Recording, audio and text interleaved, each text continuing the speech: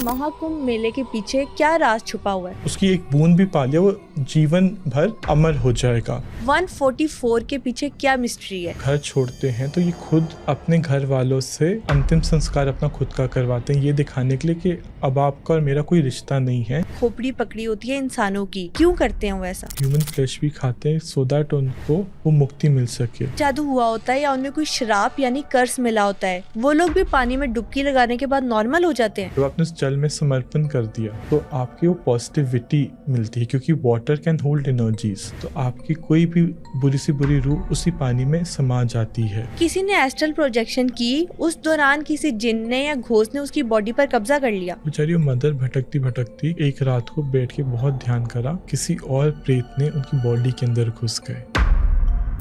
भारत में जारी महाकुंभ मेले में करोड़ों लोग पहुंच रहे हैं, लेकिन ये मेला 144 इयर्स बाद मनाने के पीछे क्या राज छुपा है? अघोरी बाबा के हाथ में हमें इंसानी खोपड़ी आखिर क्यों नजर आती है? किसी पर काला जादू हो या उसे कोई कर्स या शराब पहुंचा हो तो पानी में डुबकी लगाने से क्या वो इंसान नॉर्मल हो जाता है? ये सब बातें जानने के लिए आज के एपिसोड को एंड तक जरूर देखें। हमारी ज्यादातर ऑडियंस ने अभी तक चैनल को सब्सक्राइब नहीं किया। अगर आपको लगता है कि अपने पॉडकास्ट के जरिए मैं आपको वैल्यूएबल कंटेंट दे रही हूं, तो सुनो पॉडकास्ट सुपरनैचुरल को अभी सब्सक्राइब कीजिए। भारत में महाकुंभ मेला जारी है, लेकिन इस महाकुंभ मेले के पीछे क्या राज छुपा हुआ है? समुद्र मंथन कहा जाता है कि देवता और असुर ने मिल के जो हमारी समुद्र है उसको मथा था, तो इसलिए वर्ड बना समुद्र और मंथन। इससे जो प्राप्ति हुई थी वो अमृत की हुई थी। तो अमृत क्या था? नेक्टर ऑफ इमोर्टैलिटी की, जो उसकी एक बूंद भी पा लिया वो जीवन भर अमर हो जाएगा। तो इसको जो पाने के लिए, इसको जो अमृत निकलना था, इसके लिए भगवान थे धन्वंतरी, जिन्होंने कलश दिया था। तो वो जो पूरा कलश था, उस कलश की बूंदें कहीं नहीं छलकनी चाहिए थी, मतलब जहाँ वो बूंद गिरी वो जगह अमर हो जाएगी, और जिसको अगर उसने वो बूंद पी ली तो वो भी अमर हो जाएगा। तो इससे कोई भी असुर को ये अमृत उनके हाथ ना लगे, तो भगवान के इंद्रदेव के बेटे थे जिनका नाम था जयंत। तो जयंत ने जब ये अमृत निकला और वो कलश में डाला तो उस कलश को लेके भागे, और भागते भागते कुछ हिस्सा या कुछ बूंदे, 4 बूंदे वो धरती पे जाके गिर गई। अब इसी वजह से आज ये कुंभ मनाया जाता है कि जिसने वो उस जगह पे स्नान भी कर लिया, वो अपने सारे कर्म को ख़त्म कर लेगा और वो कर्म उसके अमर हो जाएगा, मतलब वो इंसान भगवान के साथ वापस जुड़ जाएगा। तो इसलिए उसको अमृत से जोड़ा जाता है कि जिसने अगर कुंभ में दर्शन कर लिए, अपना स्नान कर लिया, वो इस दुनिया से मुक्ति पा लेता है और प्रभु से मोक्ष की तरफ बढ़ना शुरू कर देता है। 4 स्पेसिफिक प्लेसेस कौन सी है जहाँ पर हर दफा ये महाकुंभ या कुंभ मेला मनाया जाता है? तो जैसे मैंने बताया कि वो कलश जो था, जो जयंत जो इंद्रदेव के बेटे थे जब लेके भाग रहे थे, तो उसमें से 4 बूंदें छलकी थी। तो वो जो 4 बूंदें गिरी, वो हिंदुस्तान के 4 पवित्र स्थान आज बन गए। सबसे पहला स्थान बना हरिद्वार, दूसरी जो बूंद गिरी थी वो गिरी थी प्रयागराज, तीसरी नासिक त्र्यंबकेश्वर, और चौथी गिरी उज्जैन में। तो इसलिए कहा जाता है कि जो भी इस गंगा मैया के उसमें स्नान करेगा, उसको वो अमरता या अपने जो कर्म है आज इस दुनिया से जोड़े, तो जो उसके कर्म है अपने वो पापों से माफी पा लेगा। कुछ लोग कहते हैं 12 साल और कुछ लोग कहते हैं 144 इयर्स बाद ये महाकुंभ मेले की सेलिब्रेशंस होती है। 144 के पीछे क्या मिस्ट्री है? वैसे देखा जाए तो कुंभ तो हर साल होता है, पर जो इम्पोर्टेंस है कुंभ का, सबसे पहले ये समझने की ज़रूरत है कि कुंभ 12 साल पे पूर्ण माना जाता है, एवरी 12 ईयर्स। अब ये 12 ईयर्स आया कहाँ से? क्योंकि जो जुपिटर होता है, जुपिटर जब सूरज की, मतलब सन की रेवोल्यूशन, मतलब जो चक्कर मारता है, उसको एक रेवोल्यूशन कंप्लीट करने में लगते हैं 12 साल। तो जब हर 12 साल उसको पूर्ण कुंभ कहा जाता है। ऐसे ही जब आपका आधा, मतलब जो कुंभ मेला होएगा वो हर 3 साल बाद आएगा। अर्ध कुंभ मतलब 12 का आधा हो गया 6 साल, और पूर्ण कुंभ हो गया 12 साल बाद। इसलिए जब 12 साल के बाद 12 बारी चक्कर मारे जाएंगे, दैट इज 144, तो बनेगा महाकुंभ। इसलिए इस साल जो हो रहा है वो 144 ईयर्स में पहली बारी महाकुंभ हो रहा है। इसलिए आज दुनिया भर से लोग इस गंगा मैया के इन 4 जगहों पे दर्शन करने आ रहे हैं। और जो मेन इस बारी जो जगह है जो डिसाइड करी गई है वो है प्रयागराज। ये कैसे मालूम होता है कि महाकुंभ मेला इस साल इस लोकेशन पर मनाया जाएगा? जगह कैसे डिसाइड करते हैं, ये देखा जाता है नक्षत्र से। अब नक्षत्र होता है कि जो सेलेस्टियल उस दिन जो आपके चंद्रमा, सूर्य देवता और जुपिटर अलाइनमेंट में जब आते हैं तो उसके हिसाब से बनता है नक्षत्र, और वो नक्षत्र के हिसाब से आपकी जगह डिसाइड करी जाती है कि जैसे पिछली बारी अगर हरिद्वार में हुआ था तो इस बारी प्रयागराज में, तो नक्षत्र बेस से डिसाइड करा जाता है कि कुंभ कहाँ पे होएगा। और जब हम नक्षत्र की बात करते हैं तो जैसे मैंने बोला, सूरज, चंद्रमा और जुपिटर का अलाइनमेंट देखी जाती है। सुनने में आ रहा है करोड़ों लोग जो हैं इस मेले को अटेंड करने के लिए भारत पहुंच रहे हैं। साधुस और आगोरीस पहाड़ों से कैसे पहुंच जाते हैं, क्योंकि वो लोग तो दुनिया से अलग थलग होके रहते हैं। जैसे मैंने कहा कि इस बारी जो कुंभ हो रहा है वो प्रयागराज में हो रहा है, और प्रयागराज का एक बहुत इम्पॉर्टेंट पॉइंट है कि जो प्रयागराज में तीन जगहों का त्रिवेणी, मतलब 3 नदी एक साथ मिलती है तो बनी त्रिवेणी। इसलिए जो इस साल कुंभ हो रहा है वो हो रहा है प्रयागराज में, तो इसलिए उसकी इम्पोर्टेंस बहुत ज़्यादा है। एज इट इज़ वो 144 ईयर्स के बाद महाकुंभ हो रहा है, वो भी त्रिवेणी घाट पे, त्रिवेणी जगह पे, तो importance is super. This is why ये बहुत ज़्यादा महत्वपूर्ण हो गया है। एंड जैसे आपने पूछा कि 40 करोड़ तो ऑफिशियल नंबर है, अभी तक कहा जा रहा है कि ऑलरेडी 5 से 6 करोड़ लोग आ चुके हैं और पूरी दुनिया से वो लोग महाकुंभ में स्नान करने आ रहे हैं। कितनी विचित्र बात है, जिस इंसान, एक अघोरी साधु को कहा जाता है कि वो अपने शरीर के जो कपड़े होते हैं वो भी त्याग कर देते हैं क्योंकि उनको कोई भी मटीरियलिस्टिक अप्रोच नहीं रखनी, पर वो पहाड़ों में रहते हैं जिनके पास फ़ोन भी नहीं है। तो कितनी विडम्बना की बात है कि वो आज इस धरती पे नक्षत्र के बेसिस से मैंने समझाया, वो पहाड़ों में रहते हैं हिमालयस में, पर वो चंद्रमा और सूरज की अलाइनमेंट देख के बता सकते हैं कि कुंभ होने वाला है, और वो कुंभ में अपने आप आ जाते हैं, उनको कोई न्योता की ज़रूरत नहीं पड़ती। और अभी आपने देखा होगा बहुत सारे लोग, कोई आईआईटी प्रोफेसर है जो साधु बन चुका है, तो कोई कोई लोग रशिया से स्पेशली आ रहे हैं महाकुंभ की महिमा को देखने। अच्छा, महाकुंभ में होता क्या है, जैसे आपने पूछा, महाकुंभ में क्या होता है कि जब वो त्रिवेणी का मैंने बोला संगम होता है तो उसमें आपने सिर्फ जल को अर्पण करना था, मतलब आपने उसमें डुबकी लगानी होती है, और जो जल होता है वो अपने पितरों को आवाहन करना था, जिसे हम बोलते हैं तर्पण करना। और जब आप उस नदी में स्नान कर लेते हैं तो कहा जाता है आपके सारे पापों से आप मुक्त हो जाते हैं। इसलिए जो एक चीज़ जो 144 ईयर्स के बाद आ रही है उसकी कितनी ज़्यादा महिमा होगी। तो सबसे पहले ये पहाड़ों में संन्यास लेके रहते हैं, ये तो हुई एंड जर्नी। पर मैं यहाँ पे बताना चाहूँगा, जो एक साधु होते हैं वो बनते कभी, क्योंकि उनके बहुत सारे रूल्स होते हैं जिनको फॉलो करना होता है। सबसे पहले इनको मोह माया सब त्यागनी पड़ती है। आपको पता है कि ये अपना जब घर छोड़ते हैं तो ये खुद अपने घर वालों से एक अंतिम संस्कार अपना खुद का करवाते हैं, ये दिखाने के लिए कि अब आपका और मेरा कोई रिश्ता नहीं है। ये दर्शाता है कि इंसान तो एक समय के बाद चले जाएगा, पर आप अपने प्रभु की कितनी इबादत कर रहे हो, कितना शिव जी का नाम ले रहे हो, ये वो जुड़ने के लिए दर्शाता है। तो इसलिए ये सेलिबेसी को भी बहुत ज़्यादा फॉलो करते हैं कि एकदम पवित्र रहें। ये शरीर पे कोई भी वस्त्र नहीं पहनते, ये दिखाने के लिए कि हम किसी भी माया से नहीं जुड़े हुए।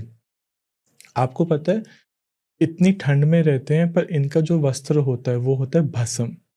तो जो भस्म होती है इनकी बॉडी पे एक इंसुलेटर की तरह काम करती है। जो वो भस्म लगाते हैं वो उनको ठंड से बचाती है। अभी ठंड से, जैसे मैंने बोला कि मिनरल्स में जो होते हैं वो कैल्शियम, फॉस्फोरस और बहुत सारे ऐसे ही एलिमेंट्स होते हैं जिसकी वजह से उनको ठंड नहीं लगती। और सबसे बड़ी बात होती है उनका वो तप, उनकी वो प्रार्थना, वो खुदा से जुड़ने की जो वो एक कनेक्शन करते, इतने सालों से मेडिटेशन जो करते हैं, तो उससे वो प्रभु को पाते हैं। हम अक्सर देखते हैं कि अघोरी बाबा के हाथों में खोपड़ी पकड़ी होती है इंसानों की, क्यों करते हैं वो ऐसा? कई बार आपने ये भी देखा होगा कि वहाँ पे बहुत लोग शमशानों में भी रहते हैं। वो शमशान में यही रहते हैं क्योंकि कहा जाता है कि जो, अगर आपके हिसाब से सुनो तो कब्रिस्तान ही इंसान का आखिरी जगह है, क्योंकि हर किसी ने क्रिमेशन या शमशान घाट पे ही आके करना है। इंसान सबसे बड़े से बड़ा और छोटे से छोटा शमशान में ही आके अपने जीवन को पाता है। अगर मैं उस हिसाब आपके वहाँ के हिसाब से समझाऊँ तो कब्रिस्तान सबसे आखिरी सच है। तो क्योंकि कहा जाता है मृत्यु आपकी सबसे अटल सच है, मतलब it is one truth that no one can deny. एक साधु और एक तांत्रिक में क्या डिफरेंस होता है? सबसे पहले जो साधु होते हैं वो कब्रिस्तान में नहीं रहते, पर मैं सिर्फ एक कॉन्टेक्स्ट के पॉइंट ऑफ व्यू से समझा रही थी। वो कब्रिस्तान कि वहाँ पे कब्रिस्तान बोलते, तो यहाँ पे जो हमारे साधु संत होते हैं वो शमशानों में सत्य को पाते हैं, क्योंकि कहा जाता है कि सत्य ही प्रभु को जोड़ता है। जैसे अगर आपके धर्म के हिसाब से सुनो तो जब आप इबादत करते हो, जब उसका नाम लेते हो तो आपको वो चीज़ पा जाते हो। तो ऐसे ही हमारे धर्म सनातन में ये कहा जाता है कि जब आप सब कुछ त्याग दोगे, सब प्रभु से जुड़ जाओगे, तो आप उसकी इबादत से, उसके नाम जाप से, सिमर से, तप से, तंत्र मार्ग भी आपको पता है एक मोक्ष का मार्ग है। हम तंत्र को सही तरह नहीं समझ पाए, इसलिए क्योंकि हम उसको गलत मानते हैं। हमें सिर्फ आधा ज्ञान है, इसलिए हम तंत्र को गलत मानते हैं। पर जो तंत्र का मार्ग है बहुत कठिन है, क्योंकि उसमें आपको पता है आप अपने आप को इतनी पीड़ा देते हो, इतनी पीड़ा देते हो, ये सोच के खुदा मुझे एक दिन मेरे पे रहमत बख्शेगा कि वो शिव जी मेरे पे एक दिन तरस खाएंगे और मुझे कहेंगे कि ये मेरा सच्चा डिसाइपल है, उसने मुझे अपने आप को अपने पीड़ा में डाला कि उसको मुक्ति मिल सके। आपको पता है कई बार वो ह्यूमन फ्लैश भी खाते हैं सो दैट उनको वो मुक्ति मिल सके। हम सिर्फ उनका एक पहलू समझ रहे हैं, पर वो ये क्या दर्शा रहे कि एवरीथिंग इज टेम्पररी, ये शरीर भी खत्म हो जाना है। अब आपने जैसे आगे पूछ रहे थे वो स्कल का, एक चीज़ बताएं कि जो स्कल होता है वो क्या दर्शाता है? इंसान की ईगो, जो इंसान का मस्तिष्क होता है, मतलब स्कल बोलते हैं जिसे। जब हमारे शास्त्र में, सनातन धर्म में, जब आपकी बॉडी जल जाती है उसको जानबूझ के कपाल क्रिया बोलते हैं। तो उसमें ना डंडे से आपका स्कल तोड़ देते हैं। सुनने में आपको बड़ा अजीब लगेगा, पर वो क्यों करते हैं कि कोई भी तंत्री जिसके मन विचार सही नहीं है, जिसके दिल में कपट है, उससे वो जो स्कल है वो बॉडी टूट जाए और कोई भी तंत्री अघोरी उसको गलत तरह से इस्तेमाल ना कर सके। इसलिए वो कपाल क्रिया करते हैं, क्योंकि जब आप बॉडी जब कोई तंत्री अघोरी लेता है उसका रूल क्या होता है कि बॉडी में कोई भी डिफेक्ट नहीं होना चाहिए, कोई भी बोन नहीं ब्रोकन होनी चाहिए। It should be, everything should be connected. इसलिए भगवान ने उसका एक खुद ही पहलू बना दिया कि जब भी करो तो कपाल क्रिया कर दो। तो it is like a safety major. कोई भी तंत्र या गोरी गलत नहीं होता, पर किसी किसी की कहते हैं ना, हर अच्छी दुनिया में कुछ कुछ क्षण होते हैं जो अपनी लालच को पूरा करने के लिए अपनी शक्तियों को इस्तेमाल करते हैं। पर यही महिमा मैं महाकुंभ की समझाना चाहूँगा। कोई भी काला जादू, कोई भी वशीकरण, कोई भी तंत्र नहीं चल पाता। आप देखेंगे वहाँ पे जो भी साधु संत आते हैं, इनफैक्ट वहाँ पे नागा साधु भी आते हैं, जो हमारे में धर्म के रक्षक कहा गए कि जो भी कुछ गलत है वो उनके ऊपर आ जाए। साधु होता है जो प्रभु का नाम सिमर करता है, मतलब वो मंदिर जाएगा, राधा राधा हरे कृष्णा करेगा, जो पॉजिटिव लाइट पे है। मतलब वो सुबह 4 बजे उठ के नहाएगा, एकदम पवित्र रहेगा। उसका एक नेम होएगा कि उसको सुबह, उसको जो भस्म नहीं इस्तेमाल करेगा, वो हमेशा फूल अर्चना करेगा, मतलब फ्लावर्स चढ़ाएगा, वो खुशबू करेगा, वो सुगंध करेगा। वो फोटो के सामने बैठ के अपने मंदिर में एकदम साफ सुथरा रख के प्रभु को याद करे, तो वो साधु बनेगा। जिसने साधा मतलब भगवान को जोड़ा, तो ये साधु बनेगा, राइट। ऐसी तंत्री होता है जब वो शिव जी के मार्ग से जुड़े। अब ये तंत्र मार्ग होता क्या? ये मुक्ति का द्वार है। देखिए, जैसे मैं समझाया था पहले भी, आपको मुक्ति जो मिलती है इंसान को डिस्कनेक्शन मिलने के लिए इस दुनिया से, आप मंत्र, यंत्र या तंत्र कर सकते हैं। मंत्र मतलब जो भी ओम नमः शिवाय, गायत्री मंत्र हो गया, ओम का जाप हो गया, तो आप अपने आप को बड़े क्लेंस करके, मेडिटेशन करके आप प्रभु से जुड़ रहे हो। तंत्र का मार्ग क्या है? जिसमें आप अपने आप को इतने कष्ट में डाल रहे हो, इतने कष्ट में डाल रहे हो कि एक दिन प्रभु आपको बोल लेगा और आप पे एक रहमत खाएगा कि इस इंसान ने अपने इतना झेला, इतना मेरा नाम सिमर करा है कि ये चीज़ों से उसको मुक्ति मिल जाए। तो जो अघोरी होते हैं वो पॉजिटिव हैं बहुत, पर कोई कोई उनमें से जो अपनी शक्तियों को गलत इस्तेमाल करता है, क्योंकि उसने बहुत साधना करी तो उसके बाद एक शक्ति तो आ ही जाएगी ना, तो वो उस चीज़ का गलत इस्तेमाल करता है, इसलिए वो तंत्री बन जाता है, क्योंकि उसको अपनी लालच को पूरा करना होता है। वो मुक्ति के साथ, सोचो एक इंसान है जिसके जेब में 10 रुपये नहीं थे एग्जाम्पल, पर आज उसको करोड़ों मिल जाए, तो इंसान अपनी पैसे को गलत इस्तेमाल कर सकता है ना। लाइकवाइज इसलिए जब कोई शुरुआत करता है वो हमेशा प्रभु से जुड़ने की कोशिश करता है, पर हर किसी को मुक्ति ना मिल सके इसलिए भी नियति, वक्त इंश्योर करता है कि वो गलत चीज़ों से भटक जाए। पानी में डुबकी लगाने के अलावा और कौन कौन सी रिचुअल्स होती हैं इस मेले में? सबसे पहले मैं रिचुअल की बात करूँ तो वो बहुत सिंपल रिचुअल है कि जैसे मैंने बोला कि आपको उस पानी में कम से कम 3 बारी डुबकी मारनी होती है। जो ये 3 डुबकी का है, मैं आपको इसका विशेषता बताना चाहूँगा। जो पहली डुबकी होती है वो पिछले जन्म से होती है, कि आपने जो भी पिछले जन्म में कर्म करें, बुरे कर्म करें, उससे आपको मुक्ति मिल जाए। जो दूसरी डुबकी होती है वो इस जन्म की होती है कि आपने कुछ भी आपकी फैमिली वालों से, किसी पितर से कुछ गलती हुई है, आपने किसी को हर्ट या हार्म करा है, उससे आपको मुक्ति मिल जाए। और तीसरी होती है आपके फ्यूचर के लिए, कि आप जब मरे, फ्यूचर बोले तो डेथ, द रियल लाइफ, उसमें आपको मुक्ति का मार्ग मिल सके। तो जब आप प्रभु से जुड़ सकें, इसलिए वो 3 डुबकियाँ होती है। इसकी बहुत थ्योरीज भी हैं, बट मेजरली यही है कि आप प्रभु अपने पाप साफ करेंगे, जब आपका मन साफ होएगा तो आप प्रभु से अपने आप ही मिलन हो जाएगा। जिन लोगों पर काला जादू हुआ होता है या उन्हें कोई श्राप यानी कर्स मिला होता है, वो लोग भी पानी में डुबकी लगाने के बाद नॉर्मल हो जाते हैं? जो महाकुंभ का जो मेला है वो शुरुआत हुआ 13 जनवरी 2025 से, और ये चलेगा फरवरी 26 2025 तक, जो अंदाज़ा 45 डेज हो गया। और जैसे मैं पहले बताया था कि जो जैन थे, इंद्रदेव के बेटा, वो 12 दिन वहाँ भागे थे कि असुरों को उनके हाथ का वो अमृत ना मिल सके। तो वो प्रभु के 12 दिन, वहाँ का एक दिन यहाँ का एक आयु बन गया, एक वर्ष बन गया। इसलिए ये हर 12 साल बाद आता है और ये 45 डेज के लिए आता है। जब आप वो डुबकी मारते हैं तो आपको अपने वो पापों से मुक्ति मिल जाती है।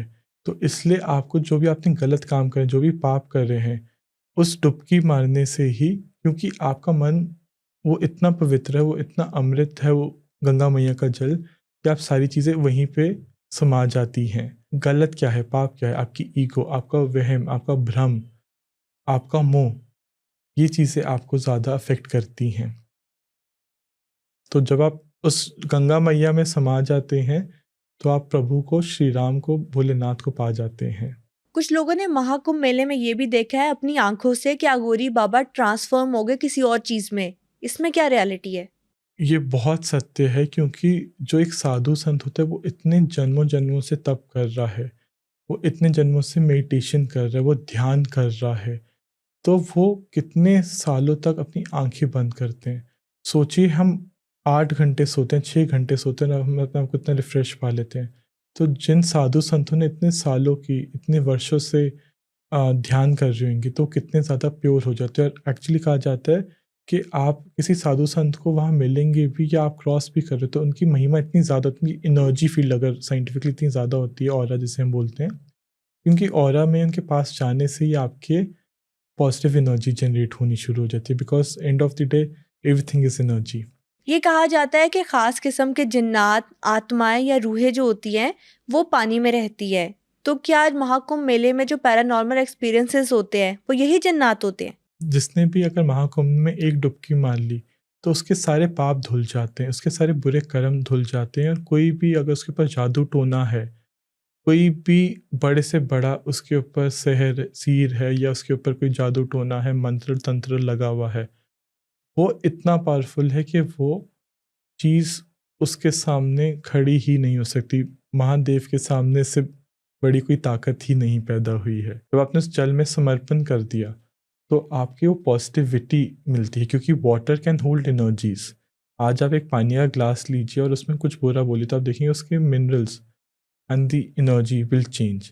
इसलिए जब आप किसी पानी में बैठ के तप करते हैं तो साधु संतों की कितनी ज़्यादा पॉजिटिव एनर्जी होगी। आपने एकदम सही बोला कि वो पानी में इतनी पॉजिटिव या नेक रूह रहती हैं, स्पिरिट्स रहती हैं, कि वो जब वहाँ पे इतने पंडित, ब्राह्मण, अघोरी, साधु, संत, नागा साधु आते हैं, तो पानी की जो पवित्रता होती है बहुत ज़्यादा बढ़ जाती है।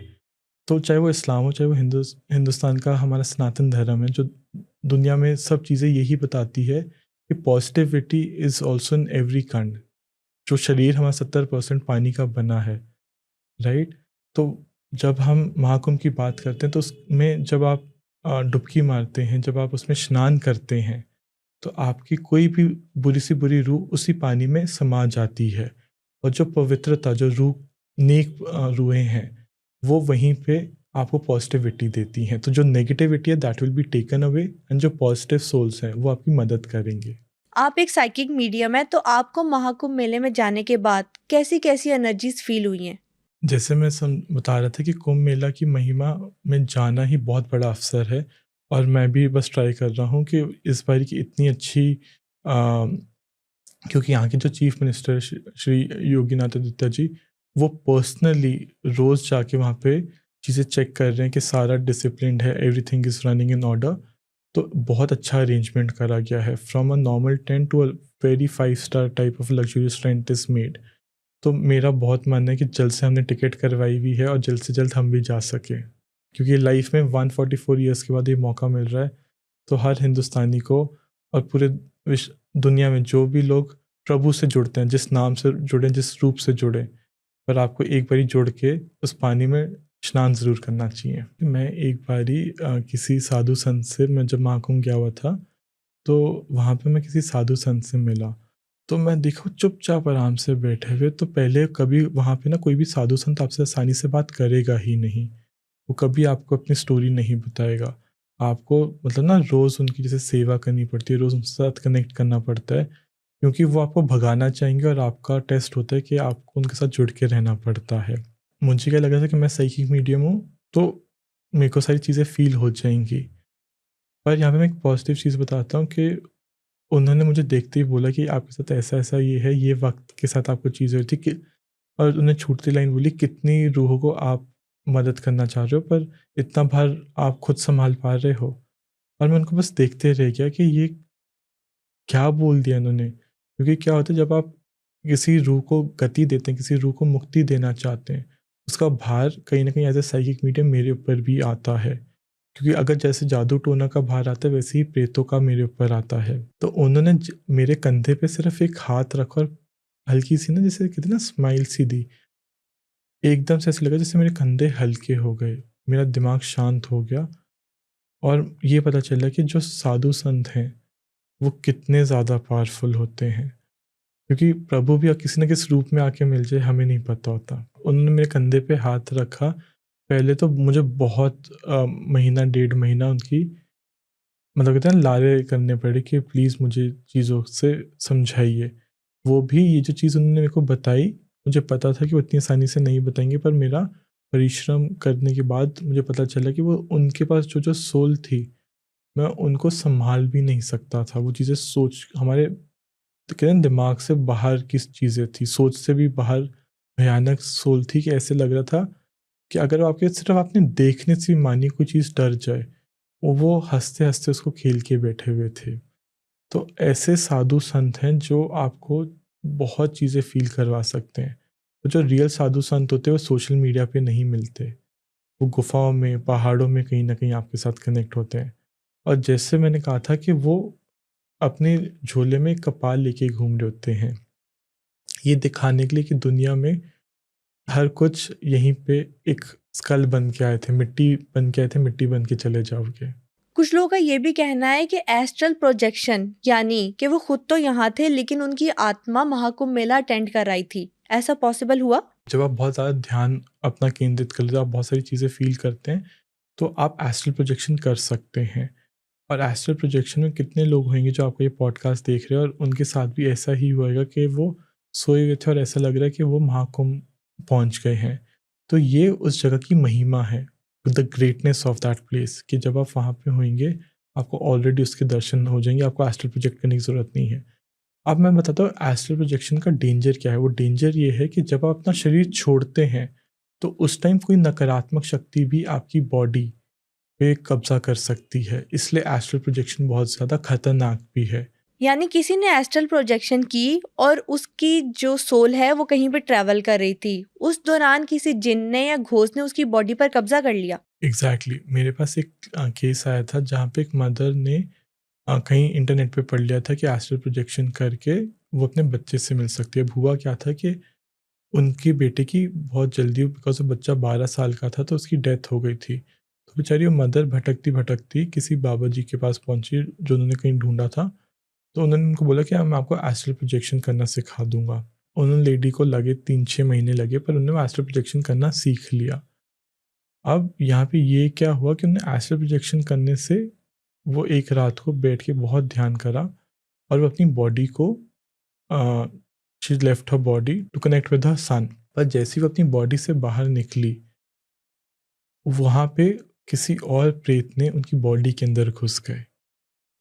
ये समझिए जैसे आपका एक घर है, जैसे ही आप अपने घर को छोड़ेंगे, जब तक आप अपने घर में, कोई चीज़ आपके घर में आ नहीं सकती, राइट। और जैसे आप अपना घर छोड़ेंगे तो कोई भी चोर आपके घर घुस सकता है। और वो मदर की कुछ देर बाद अपने आप ही डेथ हो गई।